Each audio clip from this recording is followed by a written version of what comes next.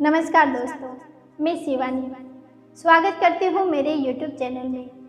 आज मैं आप सबके लिए लेकर आई हूँ एक कहानी। तो चलिए स्टार्ट करते हैं आज की कहानी। फिर क्या सोचा तुमने सिया?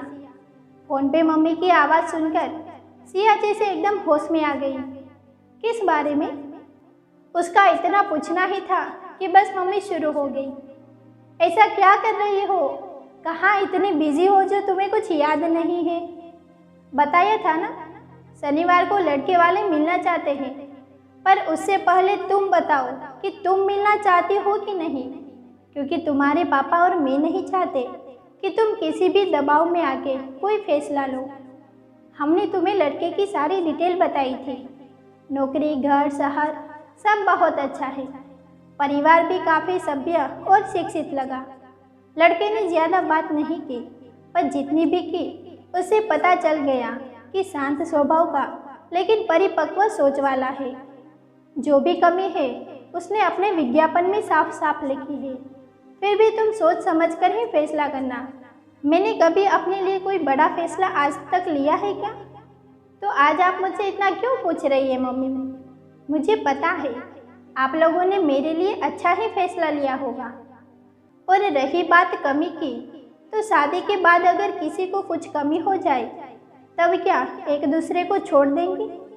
कमी तो मुझ में भी है, आप लोग भी जानते हैं, तो निर्णय पहले उन्हें लेने दीजिए। मिलने आना है ना? चले आऊँगी, तारीख बता दीजिए। पर तुम भी थोड़ा समय निकाल के सोच विचार कर लो तो अच्छा रहेगा। काम तो सारी जिंदगी खत्म नहीं होते। ऐसे फैसले में खुद भी रुचि लो, तभी सही निर्णय ले पाओगी। शाम तक सोचकर बता देना। कहकर मम्मी ने तो फ़ोन रख दिया, लेकिन सिया उलझन में पड़ गई। वो इन सब में पड़ना ही नहीं चाहती थी। ऐसा नहीं था कि उसने बहुत से लड़के को देखा था या उसकी कोई बहुत ज़्यादा प्रदर्शनी लगाई हो, लेकिन जितनी बार भी देखना दिखाना हुआ, बुरा अनुभव ही रहा। इसीलिए वो अब इन सब से अपना दिमाग हटाकर कुछ काम करना चाहती थी। लेकिन माता पिता को ये सब समझाना मुश्किल होता है, और वो लोग भी क्या करें? उन्हें भी तो अपनी जिम्मेदारी पूरी करनी होती है। उसने सबसे पहले अपना अधूरा काम पूरा किया और फिर लंच में मम्मी द्वारा भेजी गई लड़के की जानकारी को ध्यान से पढ़ने लगी। आशीष गुप्ता उम्र में 2 साल बड़े हैं, प्राइवेट कंपनी में मैनेजर हैं, तनख्वाह भी अच्छी है, MBA भी है जनाब, और कंप्यूटर कोर्स भी कर रखा है। सब तो अच्छा है, तो फिर कमी क्या है?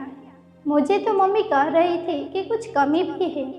आगे पढ़ने पर मिला, एक पेट दूसरे के मुकाबले पतला है, लेकिन बिना किसी छड़ी या मदद के चल सकते हैं, और कभी कभी लिफ्ट खराब होने पर सीढ़ियाँ भी चढ़कर ऑफिस जाते हैं। इतना सब कुछ लिखने की क्या ज़रूरत थी? ये कोई इतनी बड़ी कमी थोड़ी ना है। फोटो भी ठीक थी, चलो मिल लेती हूँ। मम्मी पापा के मन का भी हो जाएगा और इसी बहाने मैं घर भी हो आऊँगी। शाम को मम्मी को फ़ोन पर सिया ने कहा, क्या मम्मी, मुझे तो ऐसी कोई खास कमी नहीं लगी जिसके लिए आप लोग इतना परेशान हो रहे थे। पैर तो आजकल किसी के भी ठीक नहीं है। जरा सी हाई हील की सैंडल में पहन लो तो मैं भी टेढ़ी चलने लगती हूँ। पर आपने उन्हें बता तो दिया है ना कि मैं मोटी हूँ, कहीं मुझे देखकर उनको सदमा ना लग जाए।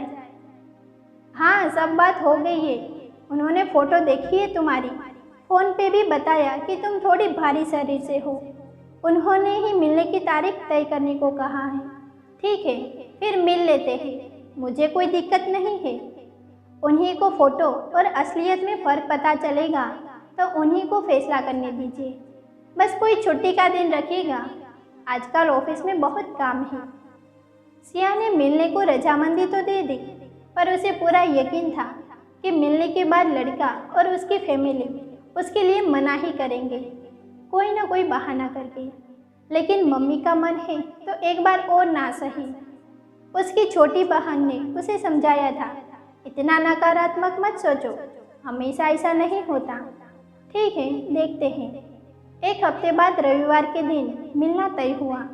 क्योंकि सिया दूसरे शहर में नौकरी करती थी तो एक दिन पहले ही घर आ गई। मम्मी ने उसे साड़ी दिखाई जो पहननी थी, पर उसे कुछ ज़्यादा उत्साह नहीं था। जैसे उसका परिणाम पहले ही पता था। वो तो सिर्फ उसका मन रखने के लिए ये सब कुछ करने के लिए तैयार हो गई और इसी बहाने उसे घर आने के लिए छुट्टी भी मिल गई थी। अगले दिन वो तय समय पर तैयार खड़ी थी। मम्मी पापा खुश थे। लड़के वाले बिल्कुल सही समय पर आ गए। बड़े लोगों की थोड़ी बातचीत के बाद लड़के को बुलाने का संदेश आ गया। सिया चाय की ट्रे लेकर पहुंची। वहाँ काफ़ी लोग थे। सिया के मम्मी पापा के अलावा उसके परिवार के सारे सदस्य। फिर सबका परिचय कराया गया। सबने चाय और नाश्ता किया। फिर लड़के के पिता बोले, अब इन दोनों को बात करने का अवसर दिया जाना चाहिए, क्योंकि ज़िंदगी तो इन्हें साथ बितानी है। हम लोग दूसरे कमरे में या बाहर चलते हैं, ये लोग यहाँ बात कर लेंगे। इस पर आशीष जी, जो बहुत देर से शांत बैठे थे, वो बोले, पापा आप लोग यहीं बैठिए, हमें बाहर लॉन में भेज दें, अगर कोई एतराज़ ना हो तो, क्योंकि इसी बहाने सिया मुझे चलते देख लेगी और ये भी समझ आएगी कि उन्हें क्या फैसला लेना है। उनके पापा ने सिया के पापा की तरफ देखा और बोले, इसमें एतराज़ की क्या बात है, जहाँ चाहे बात करें, क्योंकि सिया को आशीष के बारे में सब कुछ बताकर ही ये मुलाकात कराई है, तो इसके लिए इतना परेशान होने की ज़रूरत नहीं है। फिर भी आशीष के कहने पर उनको लॉन में बिठाया गया और उनकी चाय भी वहाँ भेज दी गई। आशीष ने सिया से उसके जॉब, पढ़ाई, शौक वगैरह सब कुछ पूछा। फिर बोले, अब मैं आपको अपने बारे में बताता हूँ। मैं कंपनी में सीनियर मैनेजर हूँ। सब कुछ अच्छा है, लेकिन मेरे पैर की कमी आपको साथ चलकर समझ आ गई होगी। इसीलिए एक बात कहना चाहता हूँ कि जो भी फैसला करना सोच समझ कर करना। अगर एक बार सोचते हो तो 10 बार सोचना, और 10 बार सोचते हो तो 100 बार सोचना, तभी निर्णय लेना, अपनी मर्जी से, न कि किसी के दबाव में, क्योंकि ज़िंदगी भर साथ चलना है। कल को साथ चलो तो शर्म आए कि लंगड़े आदमी के साथ चलना पड़ रहा है। इसीलिए लोग मेरी हंसी उड़ाते हैं। अभी बहुत समय है, खूब सोचकर निर्णय लेना। वैसे एक बात पूछना चाहता था कि तुम में तो कोई भी कमी नहीं है, फिर तुम इस रिश्ते के लिए कैसे मान गई? क्योंकि मेरी कमी तो साफ दिखती है, पर तुम तो देखने में, पढ़ाई, नौकरी सब में अच्छी हो, फिर कैसे मान गई? कहीं किसी का कोई दबाव तो नहीं है ना?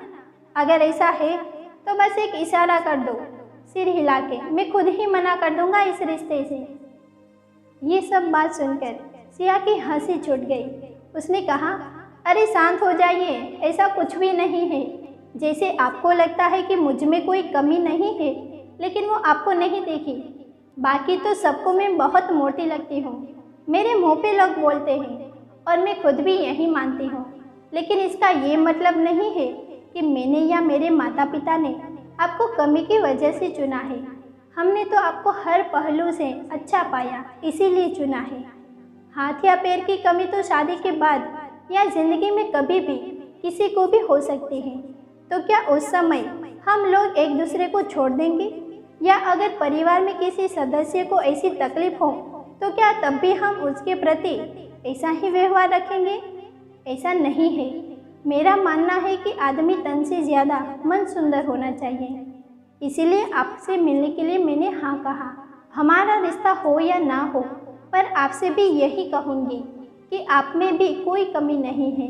कमी तो देखने वालों या बोलने वालों में होती है, जो खुद तो कुछ कर नहीं पाते, वहीं दूसरों में खोट निकालते हैं। आपसे मिलकर अच्छा लगा। आपने जैसा कहा मैं सोचकर ही जवाब दूंगी, लेकिन यही बात आप पर भी लागू होती है। आप भी सोच समझकर ही निर्णय लेना। कल को आपको भी मेरे साथ चलने में शर्म ना आए कि किस मोटी से पाला पड़ गया। और सिया हंस पड़ी। आशीष को भी ये बात सुनकर हंसी आ गई। फिर वो दोनों अंदर सबके साथ जाकर बैठ गए। थोड़ी देर में उसके पापा बोले, अब हम लोग चलते हैं, आपस में सलाह मशवरा करके आपको फ़ोन करते हैं। उसके जाने के बाद मम्मी ने सिया से उसकी राय पूछी। उसने कहा, मेरे लिए तो सब पहले से ही ठीक है, क्योंकि आप लोगों ने इस परिवार को चुना है, मेरा नहीं। उनके जवाब का इंतज़ार करिए। अगले दिन सिया अपनी नौकरी में वापस लौट गई और काम में व्यस्त हो गई, और शायद वो ये सब भूल भी गई होती, क्योंकि मम्मी पापा से तो वो रोज़ ही बात करती थी। लेकिन इस बात का कभी कोई जिक्र नहीं हुआ, ना उसने कभी पूछा, ना उन्होंने कुछ बताया। लेकिन करीब 15 दिन बाद फिर से मम्मी फ़ोन पे वही सवाल पूछ रही थी। फिर क्या सोचा तुमने सिया? उसकी तरफ से तो हाँ आ गई है। वो तो सोच रहे थे कि शायद हम लोग पहले जवाब देंगे। इसी चक्कर में 15 दिन निकल गए। उनको लगा हमारी तरफ से ना है। आशीष के पापा बता रहे थे कि आशीष की तो उसी दिन हाँ है, लेकिन उसने कहा सिया को जवाब सोचने के लिए समय देना चाहिए, इसीलिए फ़ोन नहीं करने दिया कि शायद सिया की हाँ होते ही हम लोग खुद ही फ़ोन करेंगे। क्या तुम्हारी आशीष से कोई ऐसी बात हुई थी कि तुम ना भी कह सकती हो? नहीं मम्मी, मेरी ऐसी कोई बात नहीं हुई।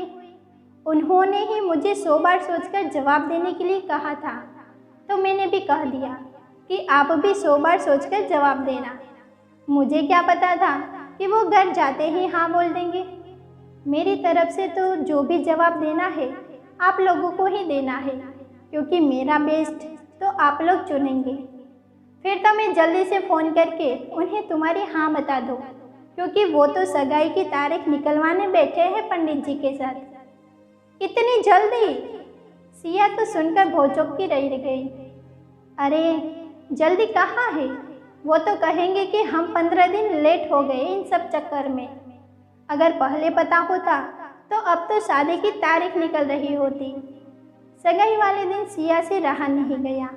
उसने आशीष से पूछ ही लिया कि आपने मुझे तो इतनी बार सोचने के लिए कहा और खुद इतनी जल्दी कैसे निर्णय ले लिया? आशीष मुस्कुराते हुए बोले, मुझे तुम्हारी स्पष्टवादिता बहुत अच्छी लगी। जैसे शादी के बाद शरीर में कोई कमी हो सकती है, वैसे मोटापा भी तो हो सकता है, जो हम लोगों में कोई कमी नहीं है। तो फिर इतना सोचना क्यों? इसीलिए मैंने हाँ कर दी। परिवार में तो तुम्हें पहले ही पसंद किया जा चुका था। देर तो तुमने की हाँ बोलने में। आपने ही तो कहा था 100 बार सोचकर जवाब देना। अभी तक तो 15 बार ही सोचा था। तब तक तो पापा जी का फ़ोन आ गया। अब करे क्या? मैंने भी हाँ बोल दी। जो होगा देखा जाएगा, कहकर सिया शरारत से हंसने लगी। दोस्तों, कहानी अगर पसंद आई हो तो वीडियो को लाइक करें, शेयर करें और चैनल को सब्सक्राइब करना ना भूलें। Thank you.